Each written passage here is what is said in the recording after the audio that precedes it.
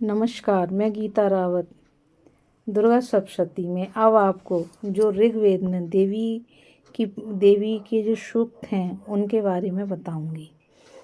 देवी ऋग्वेद में जो देवी का वर्णन है उसमें देवी ने अपने आप को सारे संसार में शक्ति के रूप में बताया है और सुक्ति में वह भगवती स्वयं को सारे संसार का निर्माण करने वाली और जितने भी चर अचर जीव हैं उनका जीवन और स्वयं अपने आप को सृष्टि का सृजन करने वाली बताती है। सुक्ति के बाद दुर्गा सप्तशती में क्षमा याचना आती है। क्षमा याचना में दुर्गा सप्तशती में हमको यह शिक्षा मिलती है कि हम पर कोई भी गलती हो जाए तो जब हम क्षमा मांगते हैं तो हमारी सारी गलती माफ़ हो जाती हैं, लेकिन तब जब आगे से हम उन गलतियों को ना करने का प्रण। अब मैं आपके सामने ऋग्वेद में जो सुक्ति है उसका पाठ करूंगी, आप ध्यान से सुने। भगवती बोली, मैं रुद्र, वसु, आदित्य और विश्वदेव रूप से सर्वत्र विचरती हूँ। मित्र, वरुण, इंद्र, अग्नि और अश्वनी कुमारों को भी मैंने ही धारण कर रखा है। सोम, याग, विश्वकर्मा, सूर्य और ईश्वर नाम के देव मैंने ही धारण कर रखे हैं। जो देवताओं के उद्देश्य से प्रचुर हवि युक्त सौम्ययाग आदि का अनुष्ठान करते हैं, उन यजमानों का फल मुझ में विद्यमान है। इस ब्रह्मांड की अधिष्ठात्री पार्थिव और अपार्थिव देने वाली मैं ही हूँ। देवी कहती हैं, ब्रह्म साक्षात संबित ज्ञान रूपा मैं हूँ। यह ज्ञान ही सब उपासनाओं का मूल है। मैं ही अत्यंत जीवों में प्रविष्ट हूँ। देवता इस प्रकार अनेक भावों से मेरी उपासना करते हैं। जीव जो अन्नादि खाद्य द्रव्य भक्षण करता है, देखता है, वह प्राण धारण करता है तथा सुनता है, यह सब क्रियाएं मेरे द्वारा ही सिद्ध होती हैं। जो मुझको इस दृष्टि से नहीं देख सकते वे नाश को प्राप्त होते हैं। हे सौम्य, तुमसे जो तत्वज्ञ कहे गए हैं उन्हें श्रद्धा पूर्वक सुनो। मैं यह उपदेश स्वयं दे रही हूँ। देवता और मनुष्यों द्वारा यही सेवित है। मैं जिसे चाहती हूँ उसे उच्च पद प्रदान करती हूँ, ब्रह्म बनाती हूँ तथा ऋषि और सर्वज्ञान संपन्न सुवेदा बनाती हूँ।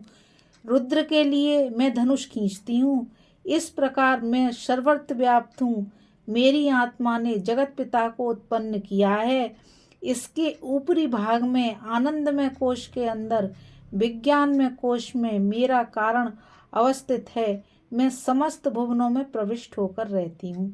स्वर्गलोक में मेरे शरीर से स्पष्ट है। मैं जलवायु की भांति प्रतीत होती हूँ, तभी यह सारी सृष्टि आरंभ होती है।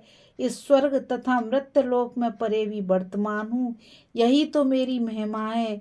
अब आप इसमें देख सकते हैं कि देवी ने इस सूक्ति में स्वयं बताया है कि जो कुछ भी है संसार में वह सब मैं ही हूँ। मैं जल में, वायु में, अग्नि में, जो कुछ भी है सब में मैं हूँ। इसलिए मेरी महिमा अपरंपार है। इसलिए हमको उन माँ भगवती की शरण में हमेशा ध्यान लगाना चाहिए और उन माँ की महिमा का हमेशा वर्णन करना चाहिए। जय माता दी। अब मैं गीता रावत आपके सामने क्षमा याचना का पाठ करती हूँ। परमेश्वरी, मेरे द्वारा रात दिन सहस्त्रों अपराध होते हैं। यह मेरा दास है, ऐसा समझकर मेरे उन अपराधों को तुम कृपा पूर्वक क्षमा करो। परमेश्वरी, मैं आवाह नहीं जानता, विसर्जन करना नहीं जानता तथा पूजा करने का ढंग भी नहीं जानता। क्षमा करो देवी सुरेश्वरी, मैंने जो मंत्रहीन, क्रियाहीन और भक्तिहीन पूजन किया है वह सब आपकी दया का पात्र हूँ। जैसा चाहो करो देवी परमेश्वरी। अज्ञान से, भूल से अथवा बुद्धि भ्रांत होने के कारण मैंने जो न्यूनता या अधिकता कर दी हो वह सब क्षमा करो। और हे माँ, आप सब पर, पूरे संसार पर प्रसन्न रहो। सच्चिदानंद स्वरूपा परमेश्वरी, जगमाता कामेश्वरी, तुम प्रेम पूर्वक मेरी यह पूजा स्वीकार करो और मुझ पर प्रसन्न रहो। बोल सच्चे दरबार की जय। अब हम सब माँ दुर्गा से प्रार्थना करेंगे और उनकी प्रार्थना इस प्रकार है। सर्व मंगल मांगले शिवे सर्वार्थ साधके शरण्ये त्र्यंबके गौरी नारायणी नमोस्तुते। ब्रह्म रूपे सदानंदे परमानंद स्वरूपिणी द्रुत सिद्धि प्रदे देवी नारायणी नमोस्तुते। शरणागत दीनार्थ परित्राण परायण सर्वशास्त्र हरे देवी नारायणी नमोस्तुते। करुणामयी जगजननी आनंदमय स्नेहमयी माँ, आपकी सदा जय हो। हे अम्बे, पंखहीन पक्षी और भूख से पीड़ित बच्चे जिस प्रकार अपनी माँ की राह देखते हैं, उसी प्रकार मैं आपकी दया की प्रतीक्षा कर रही हूँ। हे अमृतमयी माँ, आप शीघ्र ही आकर मुझे दर्शन दें और मैं आपका रहस्य जान सकूं, ऐसी बुद्धि प्रदान करें। बोल सच्चे दरबार की जय। दुर्गे स्मृता हर्ष भीतिम शेष जंतु स्वस्वते स्मृता मति मतिव शुभाम ददाशी। दारिद्र्य दुख हारणी का तव धन्या सर्वोपकार करणाय सदा रचिता। हे माँ दुर्गे, आप स्मरण करने पर संसार के तमाम प्राणियों का वैर लेती हैं और शांत चित्त से चिंतन करने पर परम कल्याणमयी बुद्धि प्रदान करती हैं। दरिद्रता दुख और वह हरने वाली आपके सिवा दूसरी कौन है, जिसका चित्त सबका उपकार करने के लिए सदा दया से द्रवीभूत रहता है। नमश्चंडकाय नमः। अथ दुर्गा सप्तशती भाषा अथ देव्या कवचम। अब हम इस दुर्गा सप्तशती में माँ भगवती के कवच को पढ़ेंगे। अब हम यह जानते हैं कि कवच है क्या है। कवच का मतलब है किसी चीज़ को सुरक्षित कर देना।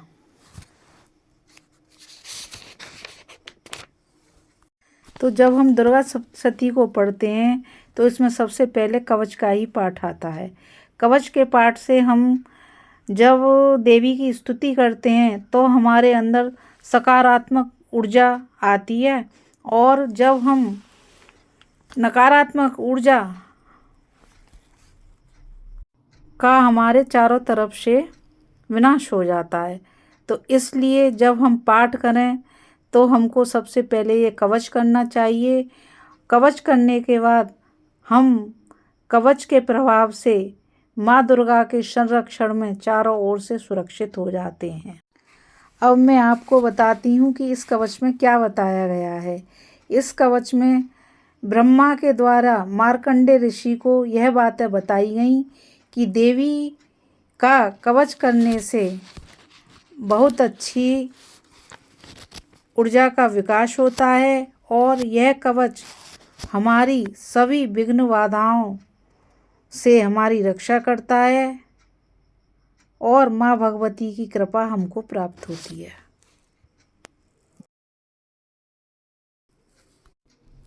अब हम माँ भगवती की कृपा से इस कवच का पाठ करेंगे। आप भी मेरे साथ इस पाठ का मनन करिए। जय माता की।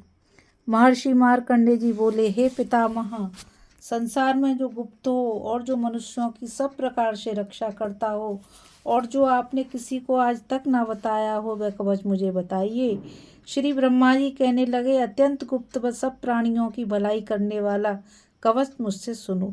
प्रथम शैलपुत्री, दूसरी ब्रह्मचारिणी, तीसरी चंद्रघंटा, चौथी कुष्मांडा, पांचवी स्कंद माता, छठी कात्यायनी, सातवीं कालरात्रि, आठवीं महागौरी, नवी सिद्धदात्री। यह देवी की 9 मूर्तियां हैं। यह नवदुर्गा कहलाती हैं। आग में जलता हुआ, रण में शत्रु से घिरा हुआ, विषम संकट में फंसा हुआ मनुष्य यदि दुर्गा के नाम का स्मरण करे तो उसको कभी भी हानि नहीं होती। रण में उसके लिए कुछ भी आपत्ति नहीं है और ना उसे किसी प्रकार का दुख या डर ही होता है। हे देवी, जिसने श्रद्धा पूर्वक तुम्हारा स्मरण किया है उसकी वृद्धि होती है, और जो तुम्हारा चिंतन करते हैं उनकी तुम निसंदेह रक्षा करने वाली हो। चामुंडा प्रेत पर, वाराही भैंसे पर, रौद्री हाथी पर, वैष्णवी गरुड़ पर अपना आसन जमाती हैं। माहेश्वरी बैल पर, कोमारी मोर पर और हाथ में कमल लिए हुए विष्णु प्रिया लक्ष्मी जी कमल के आसन पर विराजती हैं। बैल पर बैठी हुई ईश्वरी देवी ने श्वेत रूप धारण कर रखा है और सब प्रकार के आभूषणों से विभूषित ब्राह्मणी देवी हंस पर बैठती हैं। इस प्रकार यह सब देवियां सब प्रकार के योगों से युक्त और अनेक प्रकार के रत्न धारण किए हुए हैं। भक्तों की रक्षा के लिए संपूर्ण देवियां रथ में बैठी तथा क्रोध में भरी हुई दिखाई देती हैं तथा चक्र, गदा, शक्ति, हल, मूसल, खेटक और तोमर, परुष तथा पाश, भाला और त्रिशूल एवं उत्तम शारंग आदि शस्त्रों को दैत्यों के नाश के लिए और भक्तों की रक्षा करने के लिए और देवताओं के कल्याण के लिए धारण किए रहती हैं। हे माँ रुद्रे, अत्यंत घोर पराक्रम, महान बल और महान उत्साह वाली देवी, तुमको मैं नमस्कार करता हूँ। हे देवी, तुम्हारा दर्शन दुर्लभ है तथा आप शत्रुओं के भय को बढ़ाने वाली हैं। हे जगदम्बिके, मेरी रक्षा करो।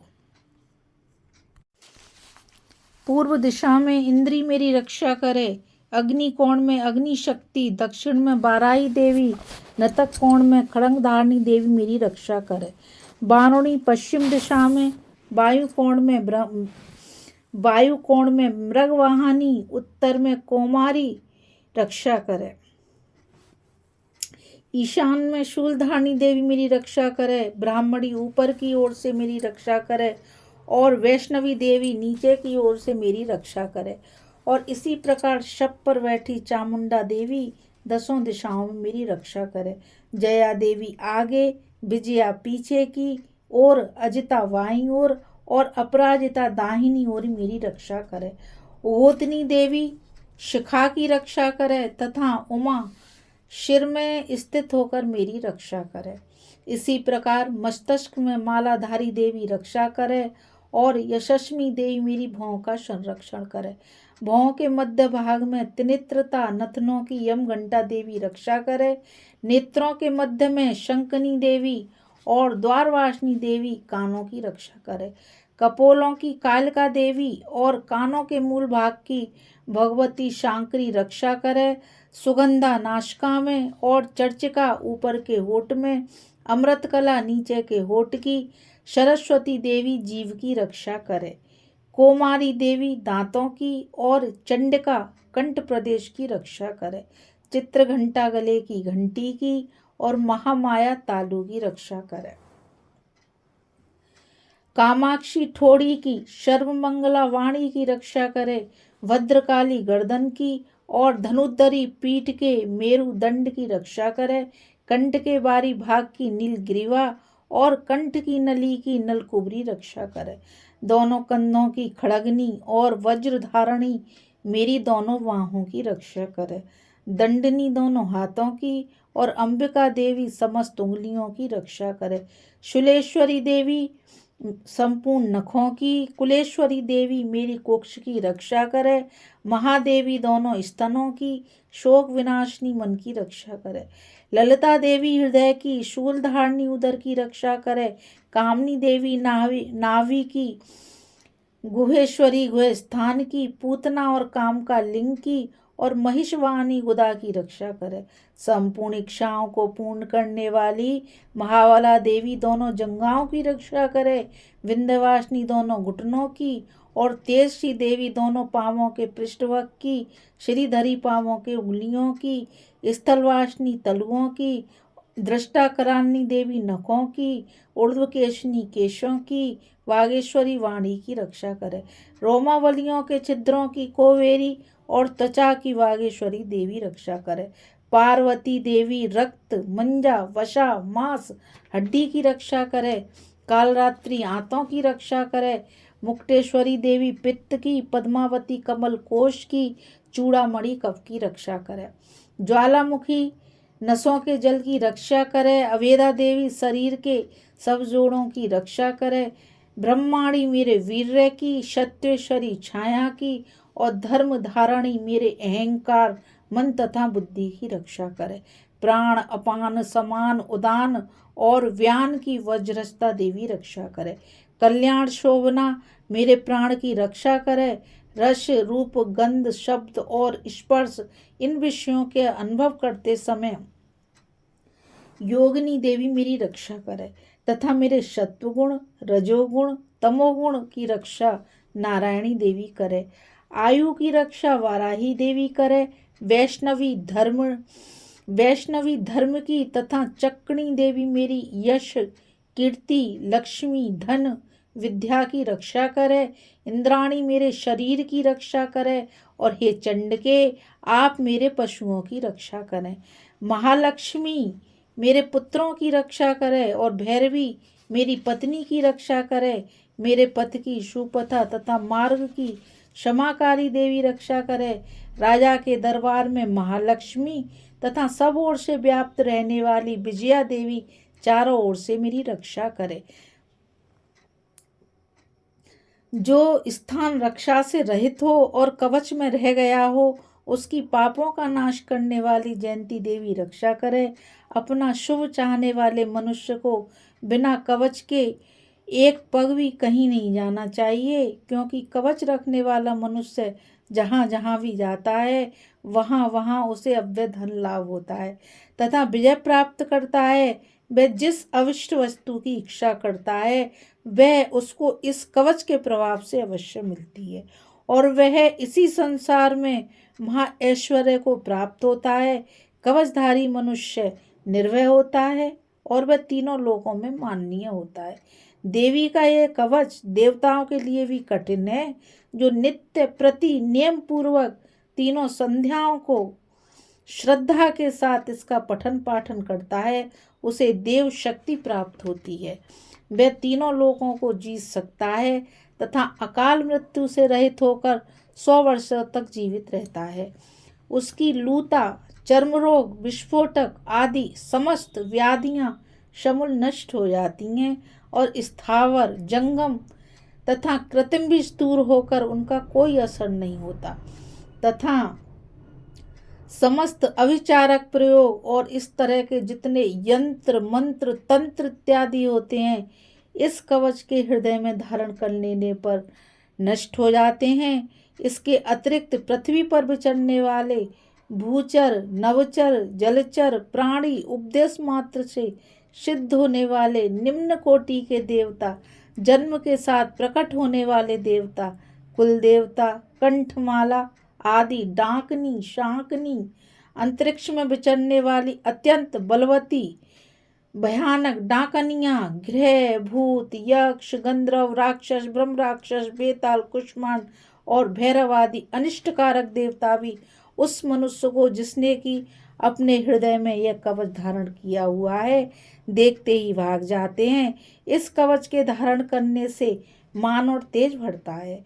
जो मनुष्य इस कवच का पाठ करके उसके पश्चात सप्त शती चंडिका का पाठ करता है उसका यश जगत में विख्यात होता है और जब तक वन पर्वत और कानादि इस भूमंडल पर स्थित हैं तब तक यहाँ पुत्र पौत्र आदि संतान परंपरा बनी रहती है और फिर देहांत होने पर ऐसा मनुष्य परम पद को प्राप्त होता है जो देवताओं के लिए भी कठिन है और अंत में सुंदर रूप को धारण करके भगवान शंकर के साथ आनंद करता हुआ परम मोक्ष को प्राप्त होता है। बोल सच्चे दरबार की जय। इस कवच में हमने जाना कि जब हम माँ भगवती की स्तुति करते हैं या हम उनकी शरणागति हो जाते हैं तो कैसे माँ हमारी हर तरह से रक्षा करती हैं। और इसमें यह भी बताया गया है कि हमारे एक एक अंग की देवी रक्षा करती हैं और कितनी भी परेशानी हो कितनी भी विपत्ति हो वो हर समय हमारे साथ खड़ी रहती हैं और हमको जितनी भी बाधाएं संसार की वो चाहे उच्च कोटि की हो निम्न कोटि की हो या सांसारिक हो कोई सी भी बाधा हो कैसी भी बाधा हो माँ भगवती उन सब का निवारण करती हैं और अपने भक्तों को शक्तिशाली बनाकर उनको सन्मार्ग देती हैं और उनकी बुद्धि को एक नई दिशा देती हैं। बोल सच्चे दरबार की जय।